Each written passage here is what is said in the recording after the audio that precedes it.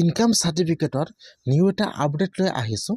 সেইটো আপডেট হ'ল বৰ্তমান সকলোৰে কিন্তু ইনকাম সাৰ্টিফিকেটৰ প্ৰয়োজন হৈছে। কেনেকৈ আপোনালোকে আপোনাৰ নিজৰ মোবাইলৰ পৰা ইনকাম সাৰ্টিফিকেটটো এপ্লিকেশ্যন কৰিব। মাত্ৰ 3 দিনৰ ভিতৰত আপোনাৰ ইনকাম সাৰ্টিফিকেটটো কেনেকৈ এপ্ৰুভ কৰিব, কেনেকৈ আপোনালোকে ইনকাম সাৰ্টিফিকেটটো ডাউনলোড কৰিব। মই আজি এইটো ভিডিঅ'ত ইনকাম সাৰ্টিফিকেটৰ এপ্লিকেশ্যনৰ সম্পূৰ্ণ প্ৰচেছ ষ্টেপ বাই ষ্টেপ দেখুৱাই দি আছোঁ। আপোনালোকে এপ্লিকেশ্যন কৰিবলৈ হ'লে আপোনালোকৰ কি কি ডকুমেণ্টৰ প্ৰয়োজন হ'ব, মই আজি এইটো ভিডিঅ'ত ইনকাম সাৰ্টিফিকেটৰ এপ্লিকেশ্যনৰ সম্পূৰ্ণ প্ৰচেছ ষ্টেপ বাই ষ্টেপ দেখুৱাই দি আছোঁ। আপোনালোকে জানিবলৈ হ'লে ভিডিঅ'টো সম্পূৰ্ণকৈ চাই ল'ব, স্কিপ নকৰাকৈ। এতিয়া আপোনালোকে ফাৰ্ষ্ট এইটো অপশ্যনত আহি যাব, যিহেতু আপোনালোকে নিজে এপ্লাই কৰিব মোবাইলৰ পৰা। আপোনালোকে ফাৰ্ষ্ট সেইটো পৰ্টেলত আহি যাব। মই কিন্তু আপোনাৰ সুবিধাৰ কাৰণে অপশ্যনৰ লিংকটো মোৰ ডিছক্ৰিপশ্যনত দি দিছোঁ। আপোনালোকে ডাইৰেক্ট ক্লিক কৰি ফাৰ্ষ্ট এইটো অপশ্যনত আহি যাব। অহাৰ পিছত আপোনালোকে ফাৰ্ষ্ট ইয়াত আপোনাৰ ব্ৰাউজাৰটো ডেস্কটপ ছাইড কৰি ল'ব। ইয়াত চাব দিছে 3 ডট। এতিয়া আপোনালোকে ইয়াত চাব 3 ডটৰ অপশ্যন দিয়া আছে। এতিয়া আপোনালোকে ফাৰ্ষ্ট 3 ডটৰ ওপৰত ক্লিক কৰিব। 3 ডটত ক্লিক কৰিব। এতিয়া কিন্তু ইয়াত আৰু এটা নিউ পেজ এতিয়া ওপেন হৈ যাব এনেকুৱাকৈ। এতিয়া আপোনালোকে অলপমান ৱেইট কৰিব। তাৰপিছত আপোনালোকে অলপমান তলত আহি যাব। ইয়াত চাব, ইয়াত এটা অপশ্যন দিয়া আছে লগ ইন এণ্ড ৰেজিষ্টাৰ। এতিয়া আপোনালোকে ফাৰ্ষ্ট লগ ইন এণ্ড ৰেজিষ্টাৰৰ ওপৰত ক্লিক কৰিব। এতিয়া এইটো পেজ ওপেন হৈ যাব। ইয়াত 4টা অপশ্যন আহি যাব, চিটিজেন, PFC, CSC আৰু অফিচিয়েল। যিহেতু আপোনালোকে নিজে এপ্লিকেশ্যন কৰিব, সেইকাৰণে ইয়াত চাব, ইয়াত যিটো 1 নম্বৰ অপশ্যন দিয়া আছে চিটিজেন। এতিয়া আপোনালোকে সেইটো অপশ্যনৰ ওপৰত ক্লিক কৰিব, চিটিজেন। এতিয়া এইটো পেজ ওপেন হৈ যাব। ইয়াত 3টা অপশ্যন আহি যাব, ইউজাৰ নেম, মোবাইল নম্বৰ আৰু পাছৱাৰ্ড আৰু আধাৰ কাৰ্ড বা পেন কাৰ্ড। যেহেতু আপোনালোকে নিজে কৰিব, সেইকাৰণে আপোনালোকে ফাৰ্ষ্ট ইয়াৰ পৰা মোবাইলৰ অপশ্যনটো সিলেক্ট কৰি লৈ ল'ব। যদি আপোনালোকে এতিয়াও ইউজাৰ ID আৰু পাছৱাৰ্ডটো বনোৱা নাই, তেনেহ'লে আপোনালোকে তলত চাব দি আছে নিউ ইউজাৰ। আপোনালোকে নিউ ইউজাৰত ক্লিক কৰি আপোনালোকে ফাৰ্ষ্ট ইয়াত আপোনাৰ ইউজাৰ ID আৰু পাছৱাৰ্ডটো বনাই ল'ব। ইউজাৰ ID আৰু পাছৱাৰ্ডটো বনাৰ পিছত ইয়াত ইউজাৰ ID আৰু পাছৱাৰ্ডটো বহাই দিব। তাৰপিছত আপোনালোকে সেইটো বক্সত টিক মাৰ্ক দিব। তাৰপিছত আপোনালোকে এতিয়া চাইনৰ ওপৰত ক্লিক কৰিব। যদি আপোনালোকে ইউজাৰ ID আৰু পাছৱাৰ্ডটো বনাব নোৱাৰে, কমেণ্টত কৈ দিব, নেক্সট ভিডিঅ'ত দেখুৱাই দিম। এতিয়া আপোনালোকে ইউজাৰ ID পাছৱাৰ্ডটো বহাই দি চাইনত ক্লিক কৰিব। এতিয়া এইটো পেজ ওপেন হৈ যাব। এতিয়া আপোনালোকে ইয়াত চাব ওপৰত চাৰ্চৰ অপশ্যন দিয়া আছে। আপোনালোকে জাষ্ট খালি ইয়াত ইনকাম লিখি চাৰ্চ কৰিব। ইয়াত 3টা সাৰ্ভিস ওপেন হৈ যাব। ইয়াত চাব ঠিক আছে ইনকাম। আপোনালোকে ইনকাম লিখি চাৰ্চৰ ওপৰত ক্লিক কৰিব, ইনকাম চাৰ্চত ক্লিক কৰিব। এতিয়া ইয়াত 3টা সাৰ্ভিস আহি যাব। ইয়াত চাব, ইয়াত যিটো 1 নম্বৰ সাৰ্ভিস দিয়া আছে এপ্লিকেশ্যন ফৰ ইনকাম সাৰ্টিফিকেট, তলত চাব এপ্লাইৰ অপশ্যন দিয়া আছে।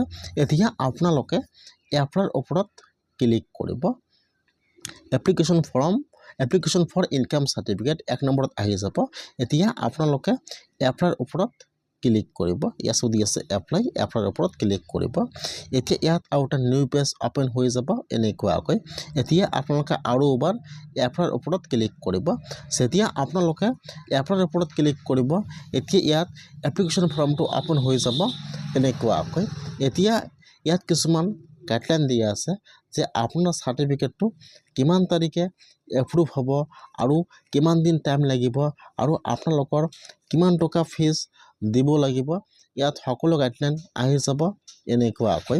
এতিয়া আপোনালোকে ফাৰ্ষ্ট এবাৰ গাইডলাইনবোৰ সম্পূৰ্ণকৈ চাই ল'ব যে আপোনাৰ কিমান টকা ফিজ দিব লাগে আৰু কিমান দিনৰ ভিতৰত আপোনাৰ সাৰ্টিফিকেটটো এপ্ৰুভ হৈ সকলো প্ৰচেছ দিয়া আছে। এতিয়া আপোনালোকে গাইডলাইনবোৰ চাই ল'ব ফাৰ্ষ্ট। তাৰপিছত ইয়াত আপোনাৰ কি কি ডকুমেণ্ট লাগিব সকলো প্ৰচেছ দিয়া আছে। এতিয়া আপোনালোকে অলপমান তলত আহি যাব। ইয়াত চাব ফাৰ্ষ্ট লেংগুৱেজৰ অপশ্যন দিয়া আছে। ইয়াত অলৰেডি ইংলিছ আৰু আছামিজ সিলেক্ট কৰা আছে, আপোনালোকে ইয়াতো একো কৰিব নালাগে। তলত চাব দিয়া আছে আবেদনকাৰী নাম, এপ্লিকেশ্যন নেম। এতিয়া আপোনালোকে যিজনৰ নামত এপ্লাই কৰিব তেওঁৰ ইয়াত ফুল নামটো বহাই দিব এপ্লিকেশ্যন নেম ইয়াত এপ্লিকেশ্যনৰ ফুল নামটো বহাই দিব বা আপোনালোকে যিটো নামত আবেদন কৰিব তেওঁৰ ইয়াত ফুল নামটো বহাই দিব তাৰপিছত যেটো আপোনাৰ জেন্ডাৰ হয় মেল ফিমেল হেতু সিলেক্ট কৰি লৈ ল'ব ইয়াত আপোনাৰ ফাদাৰ্স নেমটো বহাই দিব ইয়াত আপোনাৰ মোবাইল নম্বৰটো অলৰেডি আহি যাব যেতিয়া আপোনালোকে ৰেজিষ্টাৰ কৰিছিল তে মোবাইল নম্বৰটো অলৰেডি আহি যাব আৰু ইয়াত বহাই দিব নালাগে যদি ইমেইল আইডি আছে ইয়াত দিব নহলে নিদিব যদি পেন কাৰ্ড নম্বৰ আছে বা পেন কাৰ্ড আছে ইয়াত পেন কাৰ্ড নম্বৰটো বহাই যদি নাই ইয়াত দিব নালাগে যেহেতু ষ্টাৰ মাৰ্ক দিয়া নাই যিবিলাকত ষ্টাৰ মাৰ্ক দিয়া আছে আপোনালোকে সেইবোৰ ফিল আপ কৰিবই লাগিব আৰু তলত সব দি আছে ৰিলেশনশিপ সেলডত ক্লিক কৰিব ইয়াত son of daughter of wife of বা হাজবেণ্ড অফ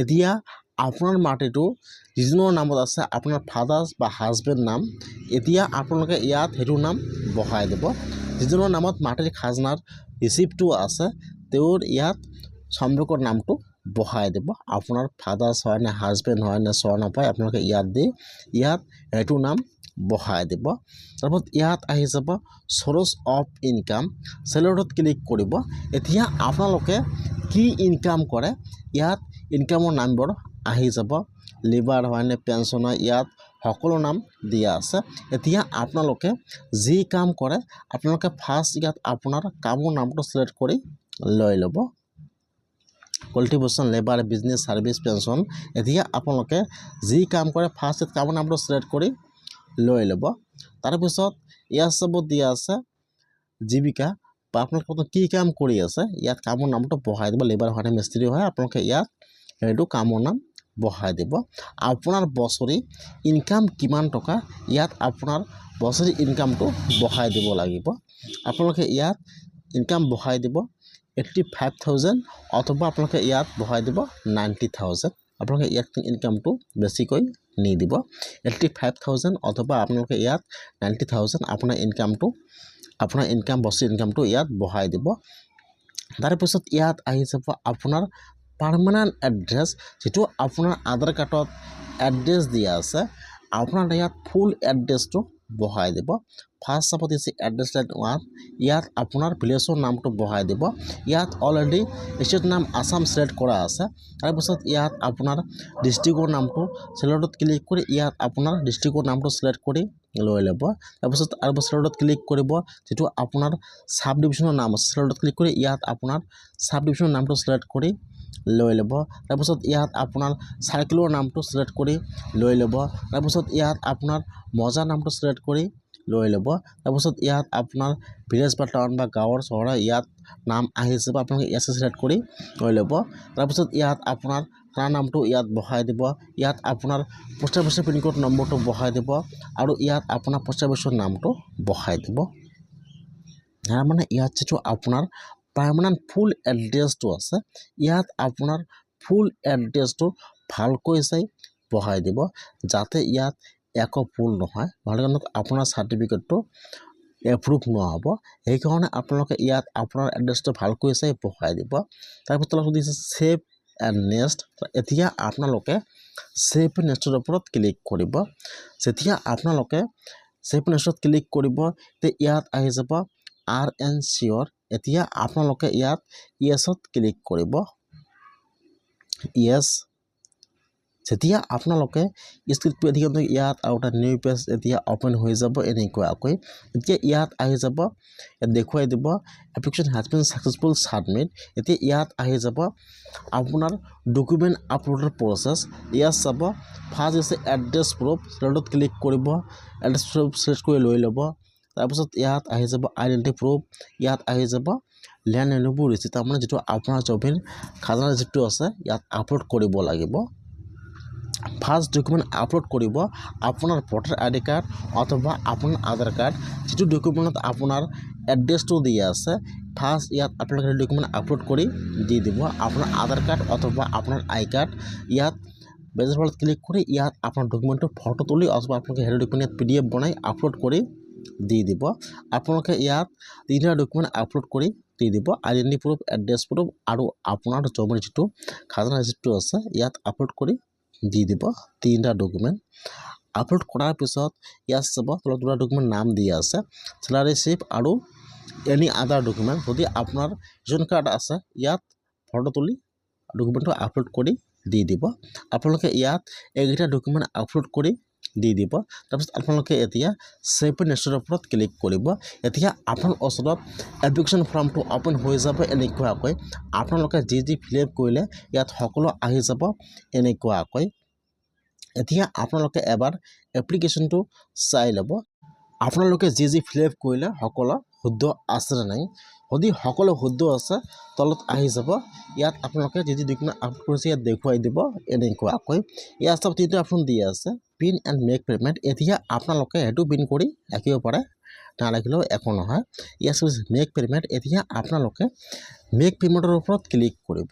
এতিয়া কিন্তু ইয়াত আহি যাব পে'মেণ্টৰ অপশ্যন। এতিয়া আপোনালোকে ইয়াৰ পৰা 40 টকা পে'মেণ্ট কৰিব লাগিব, অনলাইন পে'মেণ্ট কৰিব লাগিব। ইয়াত দুটা অপশ্যন আছে internet banking and payment gateway. আপোনালোকে ইয়াত টিক মাৰ্ক দিব পে'মেণ্ট গেটৱে। চাৰ্টত ক্লিক কৰিব। ইয়াত যোনটো অপশ্যন দিয়া আছে য়েছ বেংক ন' চাৰ্জ আপোনালোকে সেইটো চিলেক্ট কৰি লৈ ল'ব। আই গেট টিক মাৰ্ক দিব, প্ৰচেছৰ ওপৰত ক্লিক কৰিব। এতিয়া আপোনালোকে যিকোনোৰ পৰা PhonePe', Google pay', ATM card আপোনালোকে যিকোনোৰ পৰা ইয়াত 40 টকা পে'মেণ্টটো কৰিব লাগিব। যেতিয়া আপোনালোকে পে'মেণ্টটো কৰিব ইয়াত দেখুৱাই দিব ছাকচেছফুল। তাৰমানে কিন্তু আপোনাৰ পে'মেণ্টটো হৈ যাব। এটা কিন্তু ৰিচিপ্ট ওলাই আহি যাব। আপোনালোকে সেইটো ৰিচিপ্ট প্ৰিণ্ট কৰি বা ছেভ কৰি ৰাখি দিব। এতিয়া কেনেকৈ আপোনালোকে ইনকাম চাৰ্টিফিকেটটো এপ্ৰুভ কৰিব। আপোনালোকে ইয়াৰ পৰা যিটো ৰিচিপ্ট প্ৰিণ্ট কৰি ওলাই ল'ব, আপোনালোকে সেইটো ৰিচিপ্ট লৈ আপোনাৰ অফিচত যাব লাগিব। তাত যে আপোনালোকে যদি লগে লগে এপ্ৰুভ কৰে তেতিয়াহ'লে কিন্তু এদিনৰ ভিতৰত আপোনাৰ ইনকাম চাৰ্টিফিকেটটো এপ্ৰুভ হৈ যাব। তাৰপিছত আপোনালোকে ইনকাম চাৰ্টিফিকেট এদিনৰ ভিতৰত আপোনালোকে এইটো অপশ্যনৰ পৰা ডাউনলোড কৰিব পাৰিব। নহ'লে কিন্তু আপোনাৰ 5 পৰা 7 দিন লাগিব ইনকাম চাৰ্টিফিকেটটো ভেৰিফাই হওঁতে। সেইকাৰণে আপোনালোকে এনেকুৱাকৈ এপ্লাই কৰক, 7 দিনৰ ভিতৰত আপোনাৰ ইনকাম চাৰ্টিফিকেটটো এপ্ৰুভ হৈ যাব।